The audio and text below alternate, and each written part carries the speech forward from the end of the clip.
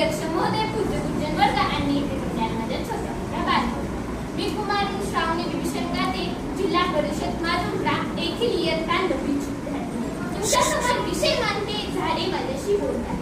झाडे माझ्याशी बोलतात. मित्रांनो, जेव्हा केव्हा मी कुणाला सांगते की झाडे माझ्याशी बोलतात, तेव्हा लोक माझ्याकडे आश्चर्याने बघतात. काही जण म्हणतात की हे कसे शक्य आहे, झाडांना थोडीच वाचा असते.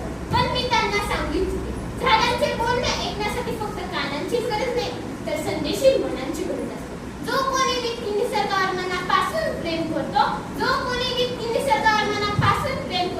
त्याला झाडाचे प्रत्येक शब्द, त्याचे हसणे आणि त्याचे स्पष्टपणे ऐकू येते. आपण नेहमी म्हणतो की झाडे ही बोलत नाही, पण झाडे खरेच बोलत नाहीत का? त्यांच्या पानांची सळसळ, फुलांचा सुगंध आणि फळांचा गोडवा, हेच तर असते त्यांचे बोलणे. ते शब्दांनी बोलत नसले तरी त्यांच्या प्रत्येक कृतीतून ते आपल्याला एक सुंदर असा संवाद देतात. म्हणून म्हणते, देती जवळील जे जे मनापासून वृक्ष, देती जवळील जे जे मनापासून वृक्ष.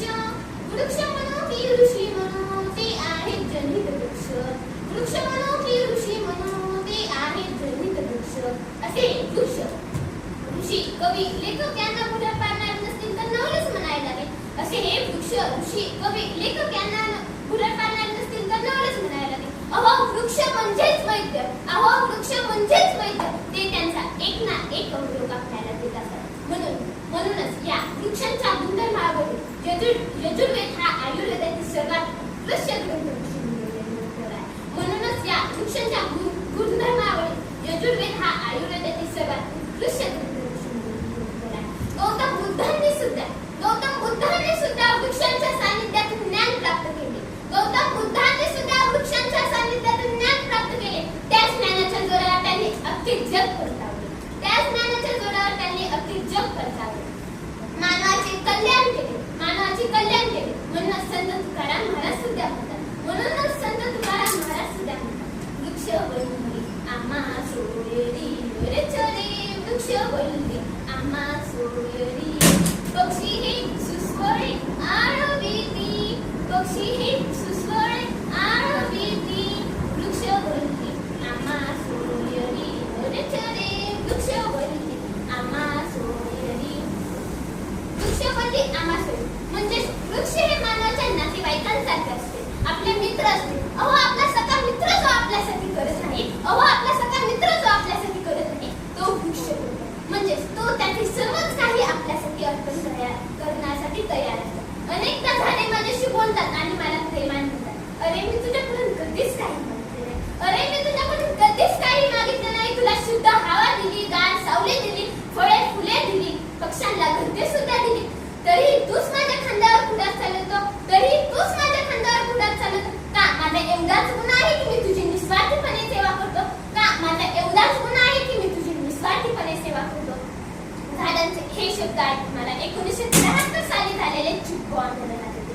हिमालयाच्या पायथ्याशी जंगलातील झाडे व्यापारी उद्योगाच्या नावाखाली खूप मोठ्या प्रमाणात तोडली जाणार होती. याला विरोध करून चंदीप्रसाद भट्ट आणि सुंदरलाल बहुगुणे यांनी आंदोलन केले. स्त्रियांनी हातात हात घालून वृक्षांच्या भोवती प्रदक्षिणा घालण्याचे तंत्र अवलंबले. वृक्षतोड होऊ नये म्हणून जंगलातील झाडांना मिठी मारून त्यांचा बचाव करणे, हे या आंदोलनाचे स्वरूप असणारे त्याला चिपको आंदोलन असे म्हणतात. पर्यावरण संवर्धन आणि संतुलन या आंदोलनामुळे अनेक जंगलतोड थांबली. हिमालयाची परिस्थिती संतुलित राखण्यास मदत झाली. झाडांमुळे मातीची धूप थांबली आणि पाण्याचे स्रोत टिकून राहिले. यावरूनच चिपको आंदोलनाचे महत्त्व. मित्रांनो, संत तुकाराम महाराजांनी शेकडो वर्ष पुढ्यांना दिलेला तो संदेश आज मला अधिक महत्त्वाचा वाटतो. कारण मानव व्यापाराच्या आणि उद्योगाच्या नावाखाली खूप मोठ्या प्रमाणात वृक्षतोड करत आहे. त्याच वृक्षतोडामुळे पृथ्वीचे तापमान वाढत आहे, पाऊस अनियमित होत आहे, नद्या नाल्या आटत आहे आणि पक्ष्यांचे अस्तित्व सुद्धा धोक्यात आले आहे. अनेकदा झाडे माझ्याशी बोलतात आणि मला म्हणतात, अरे मानवा आम्हाला तोडू नकोस, आम्ही तुला प्राणवायू देतो, गार सावली देतो, फळे फुले देतो, तुझे जीवन सुद्धा समृद्ध करतो. आम्ही जगलं तरच तुला प्रत्येक क्षण सुरक्षित राहील. मित्रांनो, आपल्या आणि गेल्यामागे आणि घोषणा करण्यामागे एकच महत्त्वाचे कारण आहे, ते म्हणजे आपल्या सर्वांना आपल्या आईवरील प्रेमामुळे आपली आई प्रिय असते. म्हणून ह्याच आईच्या नावाने कमीत कमी एक झाड आपण लावावे, हे यामागचे महत्त्व उद्देश आहे. आता तरी जागे होऊया, आता तरी जागे होऊया आणि आईच्या नावाने एक झाड लावूया. आता तरी जागे होऊया आणि आईच्या नावाने एक झाड लावूया. म्हणून म्हणते प्रत्येकाने त्यांच्या जीवनात कमीत कमी एक झाड लावून, म्हणून म्हणते प्रत्येकाने त्यांच्या जीवनात कमीत कमी एक झाड लावून त्याचे मनापासून संगोपन करावे. शेवटी या व्यासपीठाची रजा घेताना मला एवढेच म्हणायचं वाटते, ते देते रे तू लावणार शीतल छाया, ते देते रे तू लावणार शीतल छाया, अन देते रे गोड मधुर फळे तुझे जीवन जगवाया, अन देते रे गोड मधुर फळे तुझे जीवन जगवाया. धन्यवाद.